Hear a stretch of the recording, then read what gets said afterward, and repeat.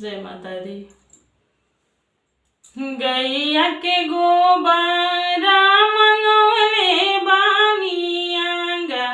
नाली पवले बानी आंगा नाली पवले बानी हो ए माई हो गजामती चाऊ कापुरवले बानी रउआ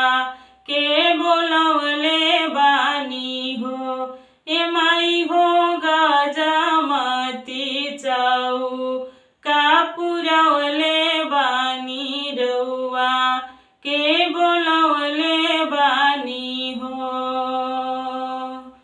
मलिया के पुतावा बोलवले बानी फूला वा मंगवले बानी फूला वा मंगवले बानी हो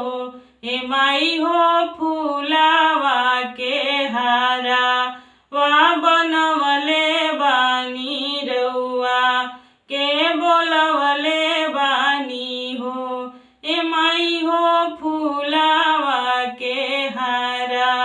वा बनवले बानी रउआ के बोलवले बानी हो। बभन के पुतावा बोलवले बानी पाता राम मंगवले बानी पाता राम मंगवले बानी हो ए माई हो पाता रामे जाता रा देखवले बानी रउआ के बोलवले बानी हो ए माई हो पाता रामे जाता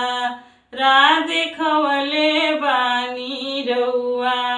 के बोलवले बानी हो। अहिर के पुतावा बोलवले बानी दूधा वा मंगवले बानी दूधा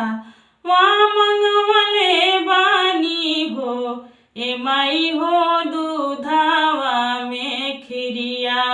बनमवले बानी रउआ के बोलवले बानी हो ए माई हो दूधावा में खिरिया बनमवले बानी रउआ के बोलवले बानी हो। गैया के गोबरा मंगवले बानी आंगा नाली पवले बानी आंगा नाली पवले बानी हो ए माई हो आंगा गजामती चाऊ कापुरवले बानी रउआ के बोलवले बानी हो ए माई